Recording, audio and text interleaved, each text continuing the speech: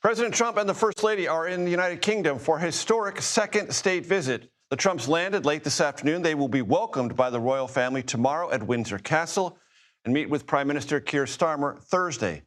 Mass protests are expected, leading the government to declare a, quote, high threat level across the country. Ed O'Keefe is in London traveling with the president. Ed, it's good to have you. This seems like a very big deal. Second state visit, lots of preparations, security and the like. Why now? Well, it's because the king made the invitation back in February at the height of grave concern that the special relationship between the United States and the United Kingdom could be at risk given the president's push for tariffs. But now the U.S. and the U.K. have a trade deal, and this is essentially a celebration of that and a chance for the U.K. to reinforce the fact that it can do what it will do tomorrow, which is essentially roll out everything for a world leader and signal how important that leader and his country is to the United Kingdom. Trump getting an unprecedented second state visit. No other world leader currently alive has ever received that honor, certainly no American president. And this is only the fourth state visit ever for a commander-in-chief. We talked about some of the dynamics of all this, the history of it, with the CBS News royal contributors Roy Anika and Julian Payne over what else? Tea.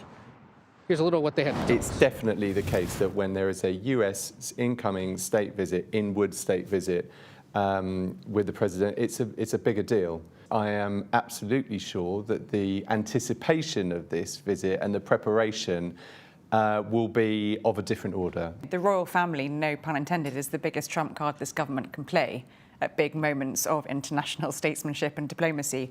It's happening because both sides want it to. There's a lot in it for us and our government in terms of national interest. And President Trump will get all those images that he desperately wants to have again, unprecedented. He's called it a fest. He will have pictures with a second monarch during his second term.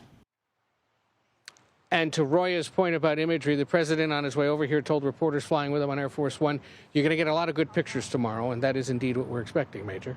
What about Keir Starmer and issues of importance to both countries?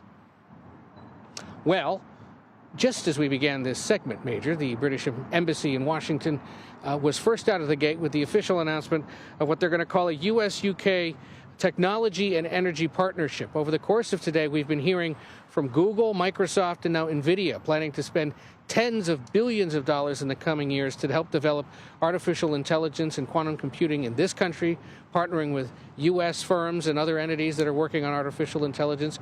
You're also going to hear more about plans to share nuclear energy, nuclear power to some extent, all of that designed to allow Prime Minister Starmer to suggest to his country that he's on top of things when it comes to being at the forefront of emerging technologies, keeping the global economy in favor of the UK, and maintaining a pretty solid diplomatic relationship with the president when they're likely to talk about the future of the conflict in Gaza, the war in Ukraine, and other matters. But the reality is he's in real trouble here. He's had a handful of senior officials leave his government in recent days, including the British ambassador to the United States over his associations with Jeffrey Epstein. He quit last week. And it was this technology partnership that Peter Mandelson, that ambassador, was actually working on over the last several months to be able to announce that deal this week.